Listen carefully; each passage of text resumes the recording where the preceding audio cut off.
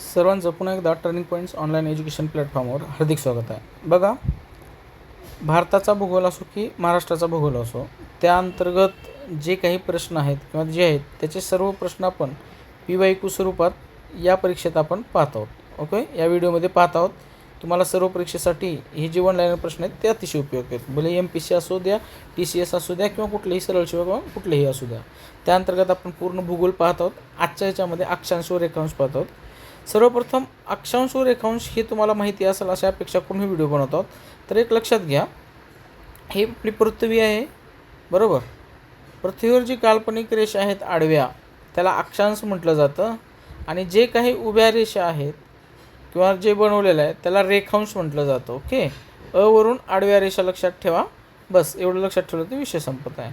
चला ठीक आहे, आपण जे मागील प्रश्न पत्रिकेत किंवा विविध परीक्षेत प्रश्न आले होते त्या अनुषंगाने हे प्रश्न आपण पाहणार आहोत.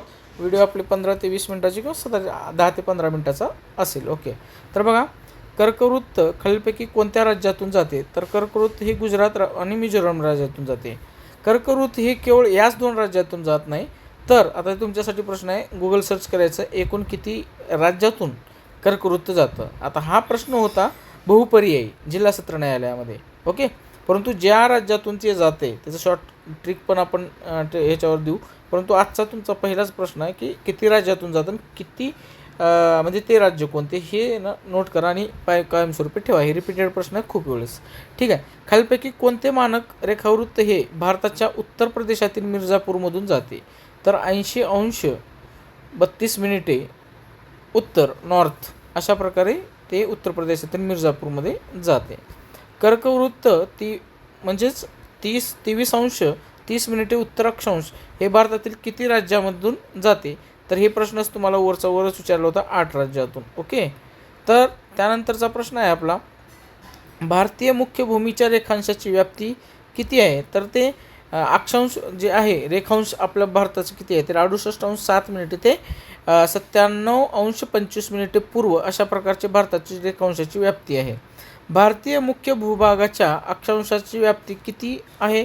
तर मुख्य अक्षांशाची विचारले तर 8 अंश 4 मिनिटे ते 37 अंश 6 मिनिटे अशा प्रकारची अक्षांशाची व्याप्ती आहे. जशी रेखांशाची व्याप्ती आहे तसंच अक्षांशाची व्याप्ती आहे. तुम्हाला स्टेट बोर्डच्या पुस्तकात ह्याची डिटेल माहिती पण आहे, आकडा पण आहे, ते आहे.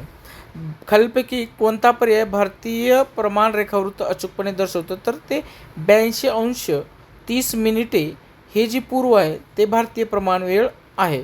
कर्कवृत्त हे भारतातील किती राज्यातून जातं? तर ते 8 राज्यातून जातं. गुजरातमधील द्वारका, ओके, गुजरातमधील द्वारकेला जाण्यासाठी तुम्हाला ओखा जंक्शन वगैरे आहे तिथं. द्वारका एकदम सुंदर असं ठिकाण आहे, भक्तिभावाचं असं ठिकाण आहे. एक वेळेस आयुष्यात एकदा नक्की जा. त्यानंतर आसाममधील दिब्रुगड, ओके, यांच्या स्थानिक वेळेतील फरक किती आहे? तर ते 1 तास 45 मिनटं. एक लक्षात घ्या, गुवाहाटीच्या पुढे आसाम आहे आणि दिब्रुगडपासून कन्याकुमारीपर्यंत ही भारतातील सर्वाधिक लॉंगेस्ट ट्रेन जी आहे मे बी विवेक एक्सप्रेस आहे. ते विवेक एक्सप्रेस आता तुम्ही कधी गेले, ज्यावेळेस दिब्रुगडवरून येतात, दिब्रुगड गुवाहाटीवरून NJP वरून ते पटनाहून मनमाडहून असं पुढे जात ते कन्याकुमारीला जाते. तर त्या ठिकाणचं जसं भारताचं आहे, एक लक्षात घ्या, द्वारका आता पूर्व भारत कसं आहे लक्षात घेऊ आपण. ओके, इकडं आता मॅप बरोबरच आहे, अशातला भाग नाही. गुजरात म्हणजे इकडलं जे पूर्वेकडचं टोक आहे द्वारका समुद्राच्या किनारी आहे, हे लक्षात घ्या. कधी गेलं तर या, एकदम शांत ठिकाण आहे. ओके, सुदामा ब्रिज पण झाले तिकडं तुम्हाला बेटावर जायचं असेल तर. आणि इकडं दिब्रुगड जे आहे, ओके, पूर्वेकडचं शहर आहे, त्याच्यातली डिस्टन्स किती आहे? तर ते 1 तास 45 मिनटं आहे.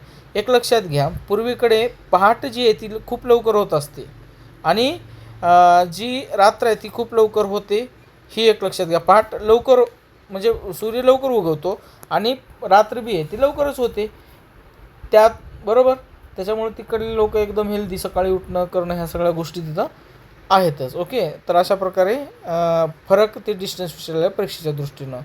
त्यानंतर भारत हा पूर्णपणे उत्तर गोलार्धात बसलेला आहे आणि भारतीय मुख्य भूप्रदेश हा 8 अंश 4 मिनिटे उत्तर ते 37 अंश 6 मिनिटे उत्तर, अर्थात N म्हणजे नॉर्थ लक्षात घ्या, दरम्यान अक्षांशाच्या यांच्यामध्ये आहे. तर ते किती सांगितलं मी, 8 अंश उत्तर ते 37 अंश उत्तर. तुम्हाला पर्याय पाहून उत्तर येतात, परंतु तोंडपाठ करायचा प्रयत्न तुम्ही नक्की करावा अशी अपेक्षा करतो. भारताचे पश्चिमेकडून पूर्वेकडे रेखांश किती आहे?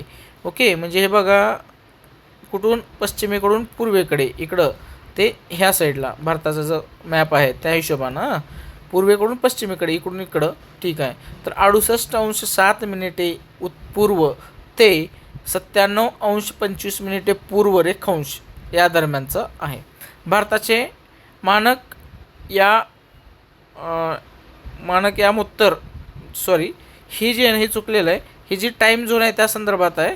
ओके, जे टाईम ठरवणारा आपण वरच्या प्रश्न होता त्या कोणत्या ठिकाणाहून ठरवलं जातं, म्हणजे मानक जे आहे वेळेचं ते कुठून ठरवलं जातं, तर मिर्झापूर या ठिकाणापासून. ओके, मिर्झापूर वेबसिरीज किंवा मिर्झापूर चित्रपट हे नाही, लक्षात घ्या.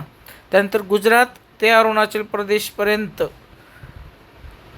कालपश्चात काय आहे? 2 तास अंदाजित. म्हणजे एकदम पूर्वेकडून पश्चिमेकडे ह्या दोघांमधला वेळेचा डिस्टन्स किती आहे ते 2 तास आहे. परंतु आपण मिर्झापूर ही जी 82 अंश जी आहे रेखावृत्त गेलेला आहे मिर्झापूर इथून, ती टाईम फ्रेम क्लिअर करून भारताचा एक टाईम ठरलेला आहे.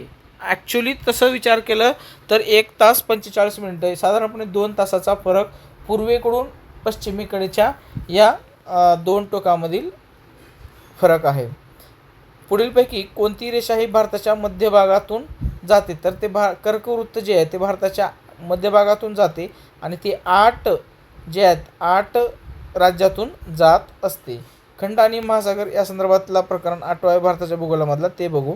खालीलपैकी कोणते सागरी प्रवाह हिंदी महासागरात आढळून येतात? तर अगुल्हास प्रवाह. ओके, वेगवेगळे आहेत, ते तुमची पर्याय पाहून ते निवडू शकता, परंतु हे राज्य उत्पादन शुल्क परीक्षेत प्रश्न आलेला होता. अरबी समुद्र आणि बंगालचा उपसागर हे भारतीय उपखंडाच्या सभोवतालच्या कोणत्या मोठ्या सागरी प्रदेशाचा भाग आहेत? अरबी समुद्र आणि बंगाल. आता बंगालचा उपसागर कोणत्या आहेत? तर हिंदी महासागर. ओके, म्हणजे कोणत्या समुद्रामध्ये महासागरामध्ये हे 2 समुद्र आहेत असा प्रश्न त्यांचा आहे, तर ते हिंदी महासागर. कोणत्या महासागराला अर्धा महासागर असं म्हटलं जातं? तर ते हिंदी महासागराला म्हटलं जातं. नॉर्दर्न सरकार्स आणि कोरोमंडल किनारपट्टी कोणत्या समुद्र उपसागराला लागून आहेत? तर ते बंगालचा उपसागर. भारत आणि श्रीलंका यांच्या दरम्यान खालीलपैकी कोणती सामुद्रधुनी आहे? तर ते पालकची सामुद्रधुनी आहे. खूप वेळेस रिपीटेड प्रश्न आहे, हे लक्षात घ्या. सगळ्या सरळ परीक्षेसाठी हे प्रश्न जे आलेले आहेत सगळे रिपीट आहेत, त्यामुळे रीड लेस रिवाइज मोड या तत्त्वाचा वापर करा. भारत आणि शेजारील देश मोतीहारी अमलेखगंज गॅस पाईपलाईन ही खालीलपैकी कोणत्या देशांच्या दरम्यान आहे?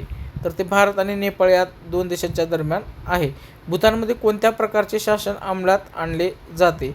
तर घटनात्मक राजेशाही ही भूतानमध्ये आहे, म्हणजे तिथं राजे हे काय आहेत? सर्वोच्च आहेत. आता पुढचा प्रश्न आहे जागतिक जलप्रणाली. भारतीय जलप्रणाली, महाराष्ट्र जलप्रणाली आपण पाहिलं. आता जागतिक जलप्रणाली आपण पाहूया. बघा, खालीलपैकी कोणत्या वर्षी सिंधू जल करार करण्यात आला? तर ते 1960 साली. सिंधू, आणि हे नेहमी चर्चेत असतं ज्यावेळेस भारत पाकिस्तान वाद उद्भवतो त्यावेळेस हे हमखास प्रश्न परीक्षेला येतो. सिंधू जल करार 1960च्या नियमानुसार भारतात सिंधू नदी प्रणालीद्वारे वाहून नेल्या जाणाऱ्या एकूण पाण्यापैकी किती टक्के पाण्याचा वापर करू शकतो? परंतु अद्याप केलेला नाही, तर ते 20% जवळ करायचा वेळ येतो त्यावेळेस पाकिस्तानचं आग जे आहे ती ह्याला जाते कपाळाला. ओके, तर ती आपण जर केलो तर आपल्याकडे बी पाणी डायव्हर्ट होतं. खूप स्कोप आहे. ज्यावेळेस असं वाद उद्भवतो त्यावेळेस खूप चांगले लेख येतात, त्यावेळेस ते वाचल्यानंतर आपल्याला ते समजत असतं. 1960मध्ये जागतिक बँकेच्या देखरेखीखाली भारत आणि पाकिस्तान यांच्या दरम्यान सिंधू जल करार झाला. कोणत्या वर्षी झाला? 1960.